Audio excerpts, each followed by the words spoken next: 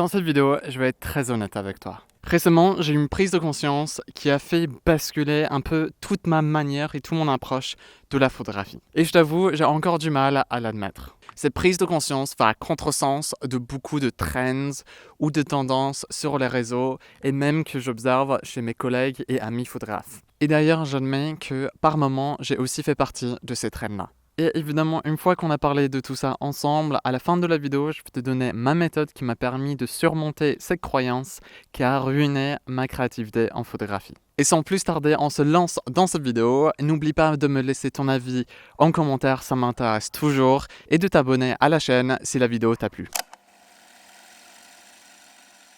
Ces dernières années, j'ai eu la chance de faire multiples voyages à des endroits extrêmement photogéniques, comme l'Islande ou la Norvège pour la photographie de paysage. Et plus récemment, j'ai pu redécouvrir Londres à travers mon objectif. Londres est une ville que j'adore. J'adore à quel point elle est dynamique. J'adore son architecture éclectique qui mélange le moderne avec le patrimoine. On peut tout à fait tomber sur un ancien pub juste à côté d'un gratte-ciel. Mais je pense que par moments, j'ai laissé de côté ce que j'aimais dans cette ville. La raison que je te dis tout ça, c'est parce que la photographie de rue est un domaine qui est assez nouveau pour moi. Et ça m'a permis de découvrir beaucoup de choses sur ma pratique de la photographie. Ça fait seulement depuis 1 an et demi que je la pratique sérieusement. Et puis en tant qu'anglais, j'ai découvert la street photographie en voyant des images de photographes londoniens. Je pense notamment aux images de Mike Chadley, un photographe de rue et youtubeur que j'admire tout particulièrement. Je voyais ces photos et il y avait une grande partie de moi qui voulait faire de même. Bien que ces photos soient géniales, en adhérant à cette croyance, je suis tombé dans un piège. Je suis tombé dans le désir de trop vouloir photographier un certain endroit comme un certain photographe. Et en faisant ça, j'ai tout simplement oublié ma sensibilité et je me suis éloigné des photographies que je voulais faire moi. Et je pense au début de mon parcours dans la street photographie, j'ai donné trop d'importance à ces photos. Je pense que je voyais Londres un peu comme la Mecque, où je devais y aller, je devais photographier ce lieu pour faire des bonnes photos de rue. C'est vrai, avec la photographie de rue, on a tendance d'idéaliser une ville en particulier, comme Londres, Paris, New York, Tokyo, toutes les grandes villes. Et puis la même chose est aussi vraie dans la photographie de paysage. Je pense notamment aux exemples du Mont Saint-Michel, aux falaises d'Étretat, aux phares bretons, et plus loin, on a les Dolomites, on a Madère, on a même l'Islande. Évidemment, photographier ces lieux est un défi créatif qui peut nous faire grandir en tant que photographe. Je le sais parce que c'est souvent lors de voyages que j'ai énormément appris. Cependant, il y a aussi le fait que si on n'a pas tout à fait la bonne approche, on peut facilement se mettre des œillères, on peut aveugler notre créativité en même temps. Je t'explique un peu ce que je veux dire par ça. Quand je suis rentré après 6 semaines de voyage au mois d'avril, j'ai retrouvé ma région du Pays de Redon. Pour ceux qui ne connaissent pas le Pays de Redon, c'est la région où j'habite dans le sud-est de la Bretagne. Il faisait beau, il y avait grand soleil et je me suis rendu compte d'une chose, que c'était beau ici aussi. Dans cette seconde réflexion, mon esprit s'est ouvert. J'ai vu toutes les images que je pouvais prendre ici à Redon et plus largement dans ma région. Je voyais ma région un peu comme j'avais vu Londres, un peu comme je voyais la Norvège ou même l'Islande. J'ai commencé à idéaliser le pays de Redon. Il m'a fallu 6 semaines de voyage et un peu de soleil pour me rendre compte et de changer de perspective. En revanche, je pense pas qu'on a forcément besoin de voyager pour s'ouvrir le regard. Évidemment, ça t'aide, mais on peut aussi tomber dans le piège de « Ok, on recherche toujours de voyager, aller plus loin pour chercher à créer. » Alors qu'en fait, le vrai changement a lieu dans notre tête, dans notre regard. Et ce changement, c'est à quel point on est attentif à ce qui nous entoure. Et en faisant ça, en fait, on se rend compte qu'il y a toujours des photos autour de nous. Et la vraie question, c'est est-ce qu'on est vraiment capable de les voir ?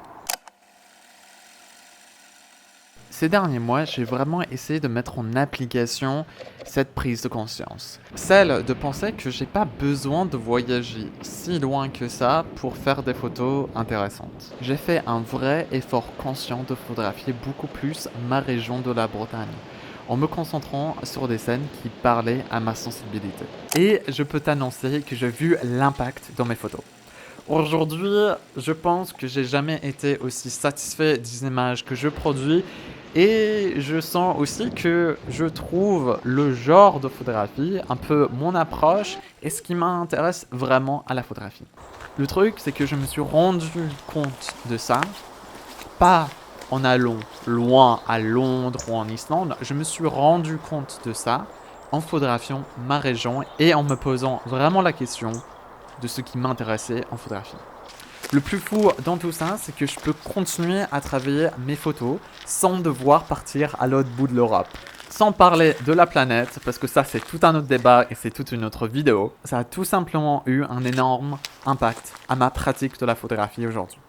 Je peux marcher 10 minutes pour me rendre dans les marais juste à côté de chez moi et me reconnecter avec ce paysage brumeux que j'adore, et ça c'est la raison pourquoi j'ai commencé la photographie au départ, où je peux prendre la voiture pour aller à Redon et faire un peu de street photo, ou même si je cherche un peu de l'aventure, je peux prendre le train pour aller à Rennes ou à Nantes ou à Vannes. Ce sont des actions qui sont beaucoup plus faciles que aller en vacances à Londres. Et qui dit aussi facile, dit aussi des choses que je peux faire régulièrement. Et on sait tous que pratiquer régulièrement la photographie, c'est une manière sûre de progresser. Je trouve que pendant longtemps, j'ai idéalisé des lieux et des photographes. Je me disais que si je me rendais dans ces mêmes lieux, je pouvais créer d'aussi belles images. Et oui, évidemment, c'est intéressant de me confronter à ce même challenge, d'essayer de trouver les cadrages, d'essayer de me défier.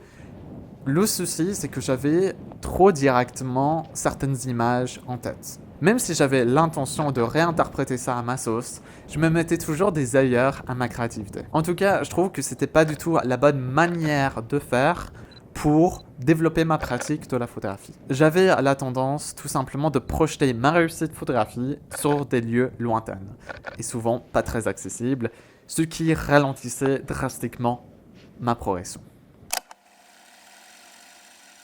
Donc, qu'est-ce que tu peux faire concrètement pour appliquer cette prise de conscience dans ta photographie? La première chose à faire, c'est tout simplement identifier les croyances que tu as. Donc, dans mon cas, c'était me rendre compte que, en fait, je pensais qu'il fallait que j'aille à des endroits précis. Donc, par exemple, Londres, Paris, en Islande pour la photographie de paysage. Il fallait que j'aille à ces endroits-là pour travailler ou pour oser espérer prendre de belles photos. Alors qu'en réalité, c'est pas du tout le cas. La preuve, je suis en train de tourner cette vidéo dans mon village. Et puis personnellement, j'aime beaucoup les cadres. Donc la preuve qu'en fait, tu peux prendre des photos, tu peux faire des images absolument partout. La deuxième chose à faire, c'est tout simplement te reconnecter avec ta sensibilité et ce qui t'inspire toi. C'est te poser les bonnes questions, comme toujours, et identifier qu'est-ce que tu aimes dans la photographie, tout simplement. Et ça, c'est la deuxième clé. La troisième et dernière étape, c'est tout simplement trouver des endroits locaux où tu peux pratiquer la photographie et aller confronter ces croyances-là. Donc par exemple, parce que je sais ce qui me plaît dans la photographie et parce que je sais que ma croyance, c'est en fait, je me sens limité par les lieux que je photographie. Dans ce cas-là, je vais un peu me forcer à apprendre à connaître mon village, les villes qui sont autour, donc par exemple Redon, et me limiter dans mes déplacements pour vraiment apprendre à connaître les lieux qui sont autour de moi. Et ça va me permettre de pratiquer la photographie beaucoup plus souvent, beaucoup plus facilement, tout en travaillant des thèmes qui m'intéressent. Comme tu m'entends très souvent dire, plus tu peux pratiquer la photo de manière intentionnelle, avec de l'intention et de l'effort, plus tu vas progresser tout simplement. En suivant ces 3 étapes, tu vas non seulement casser une croyance qui limite ta créativité, mais tu vas mettre en application une direction, tu vas trouver une direction qui va te permettre de progresser beaucoup plus facilement et beaucoup plus fluidement en photographie. Et évidemment, ça va avoir un gros impact sur les images que tu crées. Merci d'avoir regardé la vidéo jusqu'au bout et dis-moi en commentaire, est-ce que tu t'es identifié à ces croyances que je t'ai partagées dans la vidéo? Dis-moi si toi aussi tu as eu l'impression par le passé ou tu as l'impression maintenant que tu peux pas shooter autour de chez toi et c'est toujours plus intéressant ailleurs, dans des grandes villes, par exemple Londres ou par exemple dans des pays étrangers comme l'Islande. En tout cas, partage-moi ton retour en commentaire si toi aussi tu as ces difficultés. Si cette vidéo t'a plu et t'as envie de voir plus de mes vidéos, alors je t'invite à laisser un pouce bleu et de t'abonner à ma chaîne. J'essaie de publier une vidéo par semaine, donc tu peux t'attendre à avoir des conseils photos assez régulièrement. En tout cas, j'attends ton retour avec impatience et je te dis à très bientôt pour plus de conseils photos.